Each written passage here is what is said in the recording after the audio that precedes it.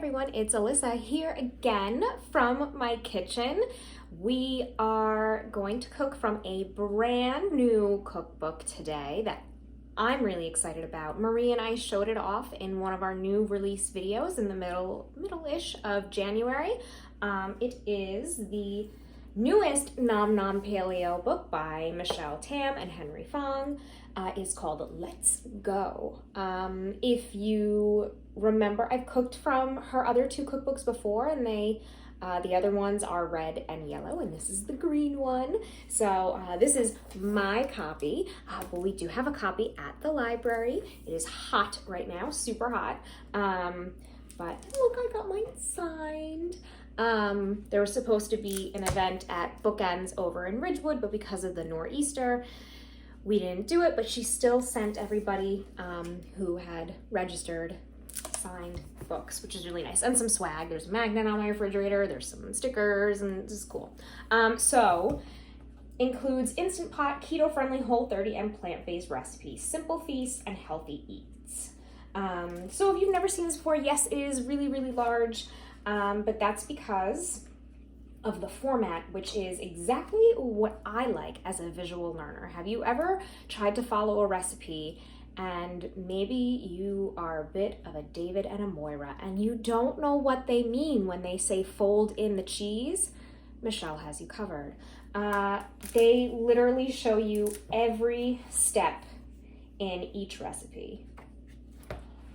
It is step by step. It's almost kind of comic style. Henry does all of the layout and illustrations, and their kids are even featured as some of the characters, which is why her kids signed it too, which was so nice. Michelle, if you ever see this, thanks. I've been a longtime fan. And so the recipes are all kind of loosely paleo Whole30, so that means they don't really have grains or dairy or refined sugars. So if you're looking to kind of clean up your diet and feel a little better about yourself, but still eat really good eats, that's this cookbook.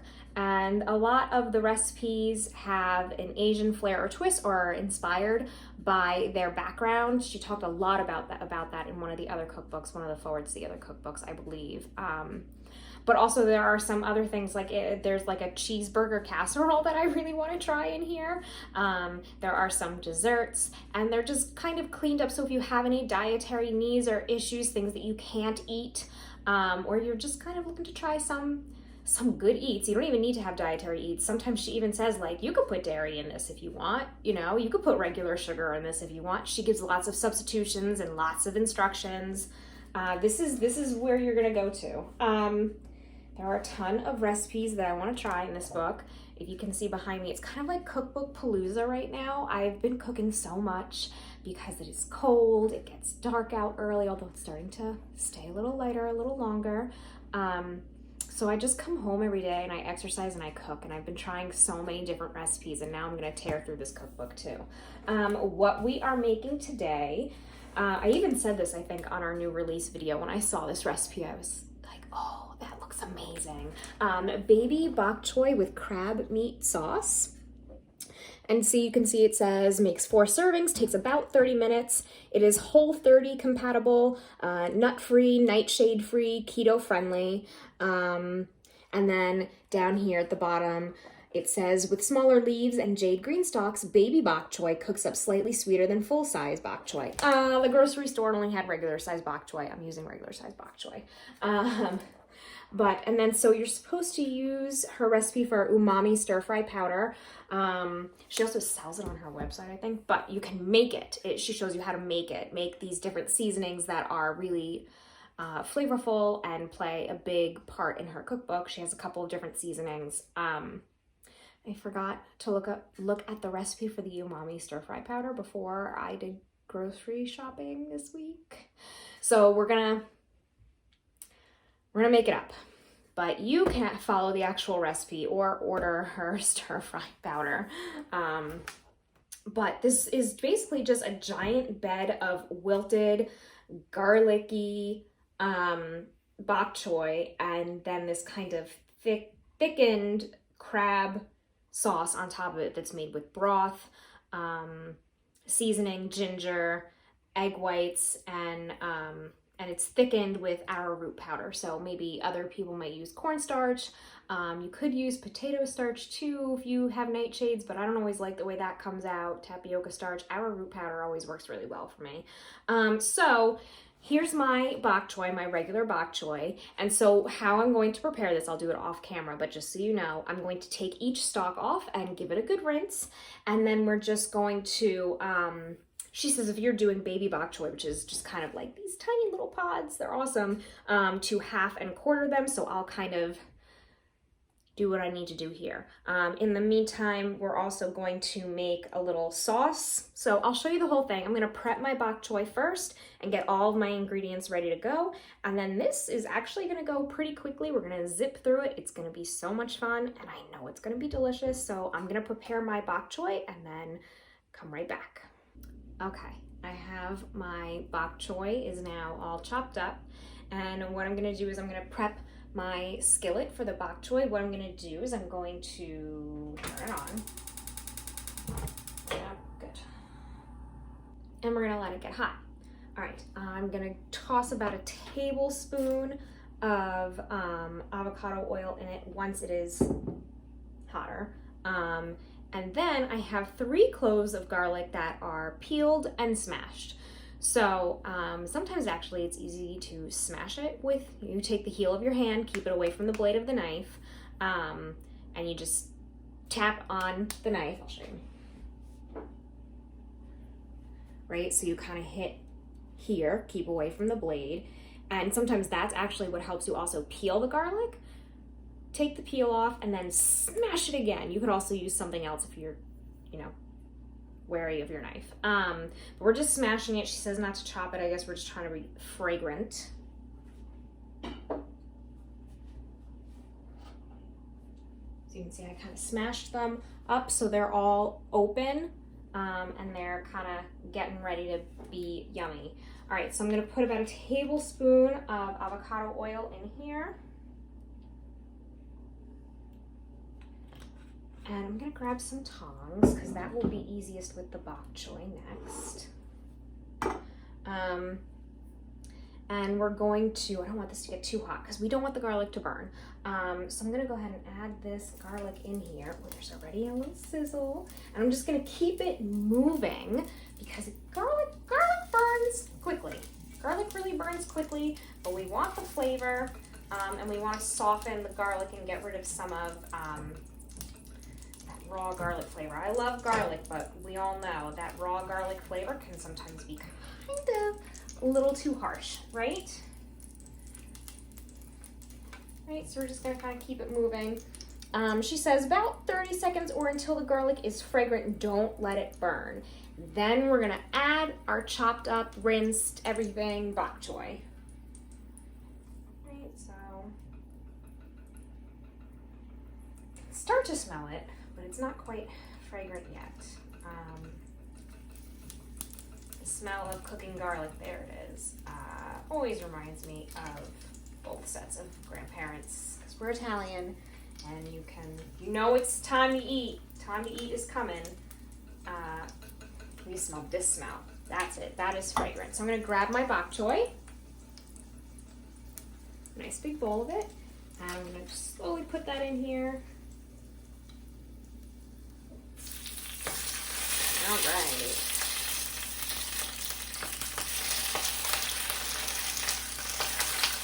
Great, so garlic has released some of its flavor into the oil, but it is not burning. And as we continue to toss it, that'll keep it away from some of the more direct heat, so hopefully it won't burn. Ooh, I don't know if my pan's big enough. It's gonna wilt down, it's fine, it's gonna be okay. Should have used a bigger pan, Alyssa.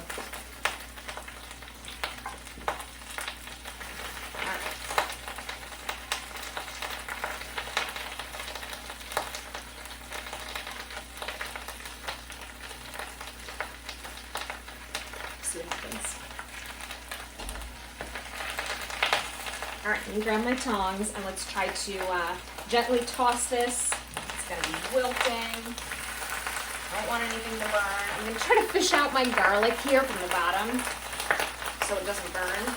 All right, starting to wilt down. It's not as catastrophic. All right, so she says kind of keep stirring for about 2 minutes. We're looking for this to all wilt.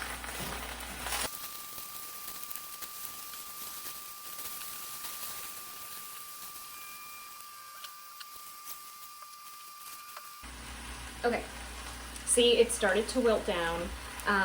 And so at this point, we're gonna add our umami stir-fry powder. Like I said,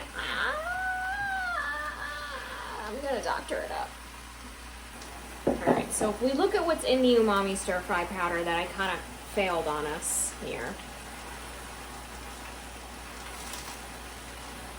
It's things like dehydrated chopped green onions, salt, mushroom powder, garlic powder, onion powder, ground ginger, white pepper. So I have like an all-purpose umami seasoning blend that has the dried mushrooms and some ginger, and I'm gonna do that.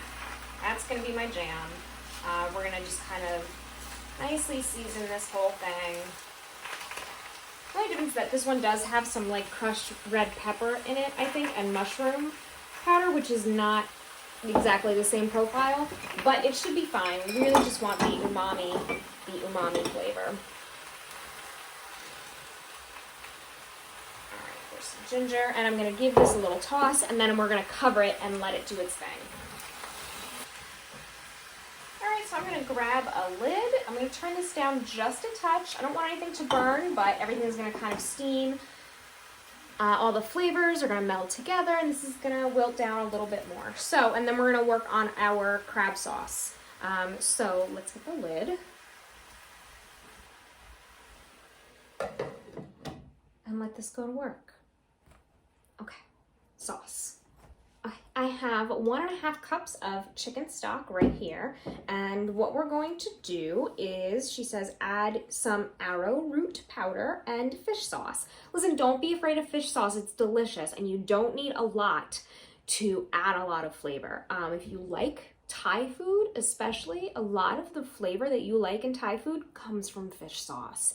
And if you try to make a lot of Asian-inspired dishes without fish sauce, you're gonna say, something is missing. Fish sauce has a reputation for being a little funky.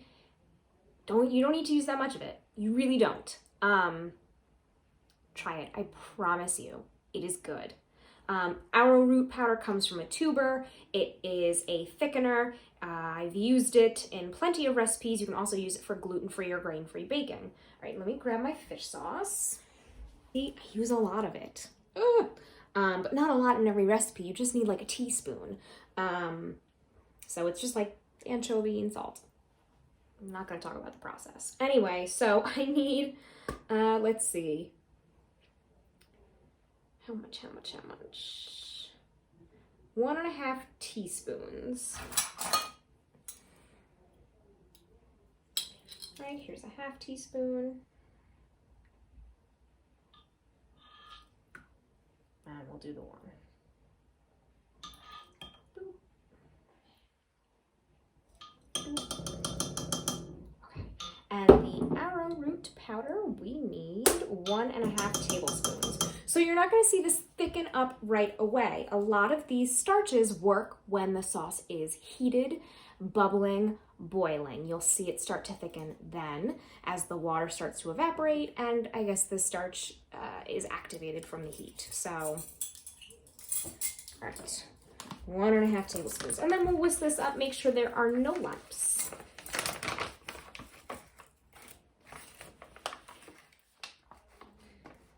And this is only taking me just a couple of minutes here, which is exactly perfect. She says cook this with the lid on for 2 to 3 minutes only. The bok choy should be kind of a nice tender, but still crisp. She calls it tender crisp. So I've got 1.5 here. I'm gonna whisk this up. I'm gonna leave it open just in case. I'm gonna grab my little whisk, and I wanna make sure there are no lumps in here.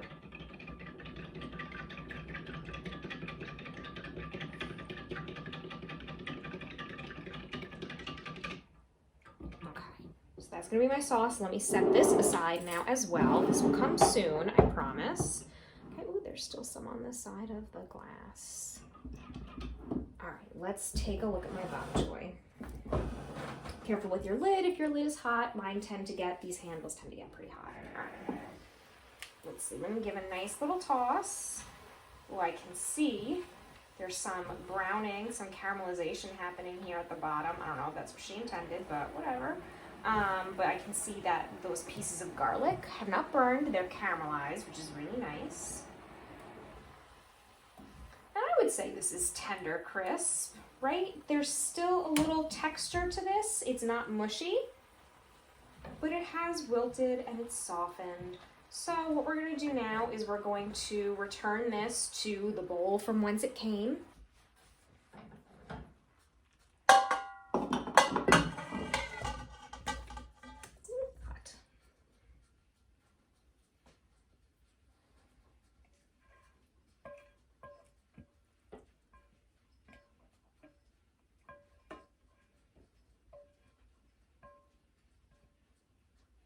All right, and look, you can see one of these little pieces of garlic, how like brown and caramelized that is. Wow. All right, I'm gonna give this a little rinse. And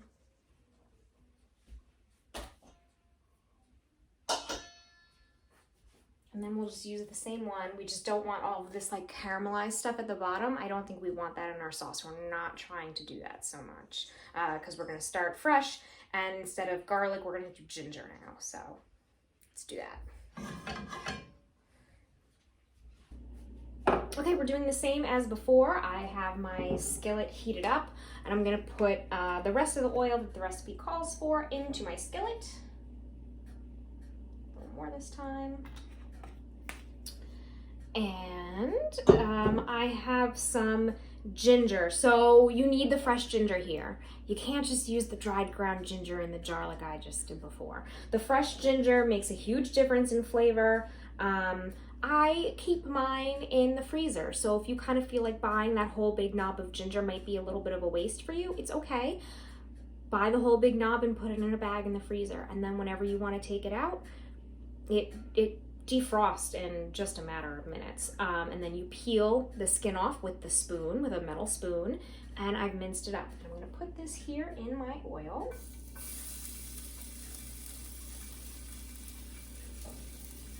Let that get nice and fragrant as well. Start moving around here. Where are my tongs? I'm gonna cook with the same tongs, why not? All right.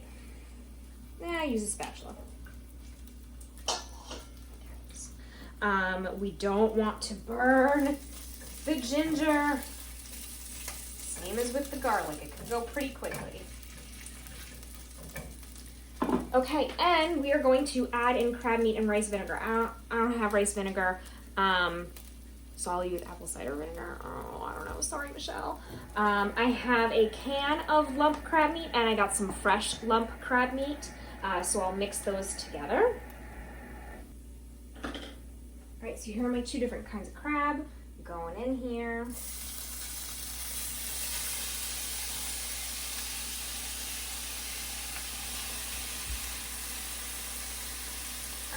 My vinegar. It's not even a lot. I washed my hands too. It's just a teaspoon, just I guess a flavor enhancer. Okay. And let's toss this all together.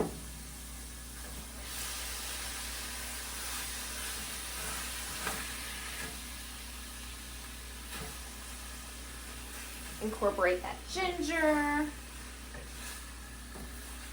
We want this to be heated through nicely.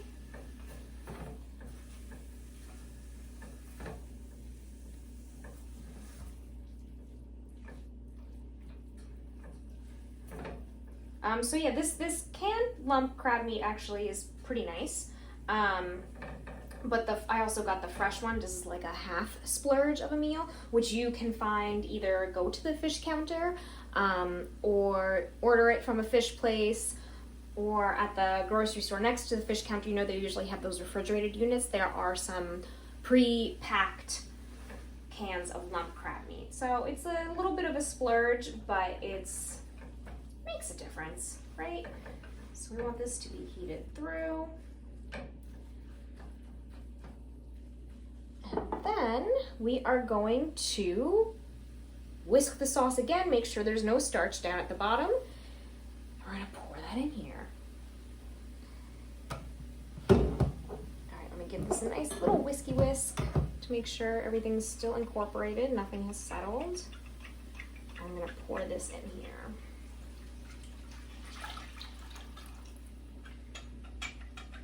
We want all that starch down there at the bottom. We want all of it. That's the good stuff. Okay. Put this to the side. All right, let me give this a stir. And so we're gonna let this start to bubble a little bit and thicken, and it will thicken. And then what we're going to do is add in some egg white. We're gonna add in, we're supposed to get some white pepper. I don't have white pepper. I use that regular pepper, sorry. And then that's kind of like it. That's kind of it, it's done. This is not actually taking that long, aside from all of me scrambling to try to get things. So let me go grab my egg white. Egg white is here, but we want this to thicken up first. So that'll take a little while, right? Like I said, it kind of really needs to come up to temperature and bubble and boil for all of this to start to thicken down. It smells good in here. I can smell the ginger, I can smell the crab, I can smell the fish sauce. And remember, we're not adding extra salt because the seasoning had salt in it that's on the bok choy. The stock has some salt in it. If you're using like a very low sodium stock, all right, we can double check for taste. And the fish sauce has a lot of salt in it. So we're not gonna add more salt, just the pepper. Okay, I'm gonna let this reduce down, and then I will come back and we'll plate it up all together. I'm pretty excited. Okay, this is bubbling. It is thickened. Trying to make sure that it's not going to stick down to the bottom of the pan, but it should be pretty good. It's definitely thickened up, right? It's not too runny. We're going to add in the egg white, and I'm going to stir, stir, stir as I'm incorporating. We want to make sure that we can see the egg whites turn opaque. That means it's done. And then I'll add in some pepper. White pepper if you are better at reading instructions than me. All right, here we go. There's my egg white going in.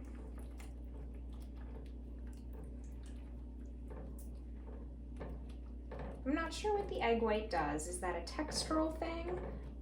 Might be a protein thing. I think it's a texture thing. And I can see some strands of egg white kind of going through here along with the crab.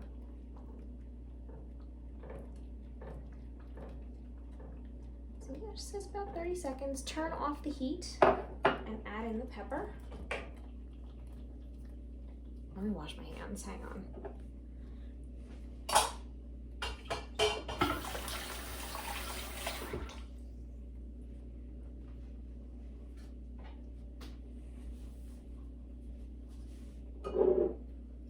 Just about 1/4 teaspoon, just a little bit.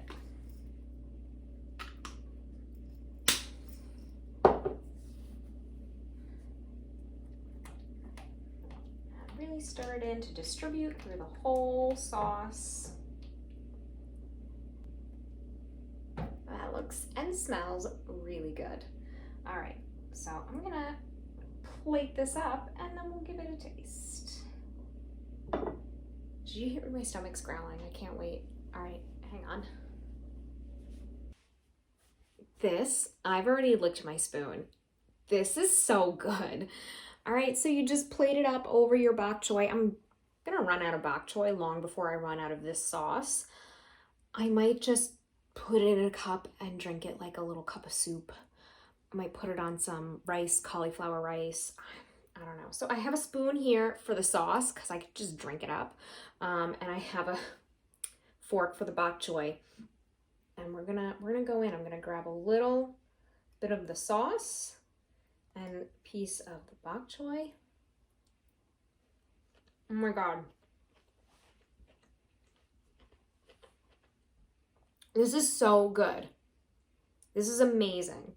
I love how the bok choy and the crab meat sauce complement each other. They're definitely part of the same dish, but they're cooked with different profiles that go together. So the bok choy cooked with the garlic and the umami stir fry powder, and the crab meat cooked with the chicken stock and the ginger.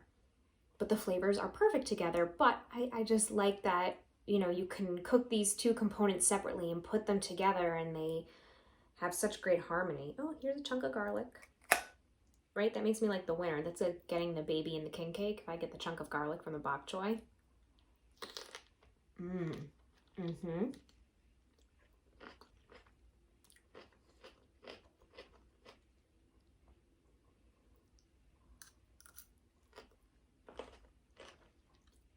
I'm sorry, is this rude? This is really delicious.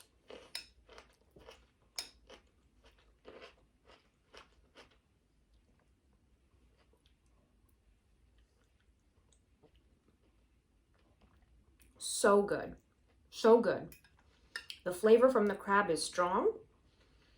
And interestingly enough, I didn't know that this was possible. The flavor of the crab is really perfectly enhanced by the ginger. I didn't even realize that that was possible. But here we are. That's amazing. Okay, let me put this to the side for a second if I can dare separate myself from it.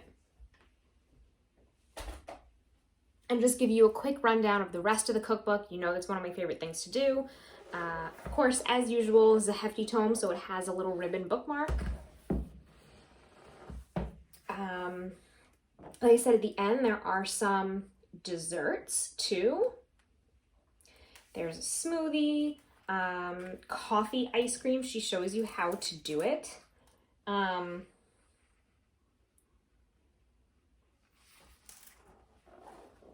we go, using the ice cream machine. And then on the next page, there's a variation for coconut vanilla. So she does all of these little variations throughout the book too, and explanations. So if you like to cook, but you also like to learn, this is a great cookbook for you. Vanilla pudding, and then she shows you on the opposite, you can switch it up, use the same recipe, and make it chocolate. You can have it both ways. Cream puffs, so a gluten-free pâte à choux. This, I remember her making this during the pandemic, and she was working really hard to get this right. I follow her on social media. Dan Tat, which is a Hong Kong egg tart. So it's just a really nice little sweet with, the filling is made from honey, hot water, coconut milk, eggs, and vanilla.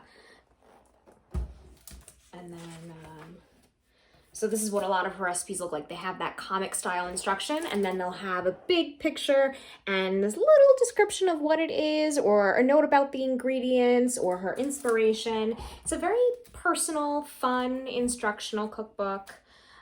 These chicken meatballs, they look really good.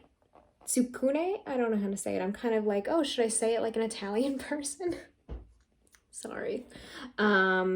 You're using a stir-fry sauce, which I think was in one of the other cookbooks, and I use it a lot. Sesame oil, chicken, mushroom, all of these things. That looks really good. What else is in here? Sunday night lasagna, except instead of noodles, you're using yellow summer squash cut into sheets, and she shows you how to make a macadamia nut ricotta.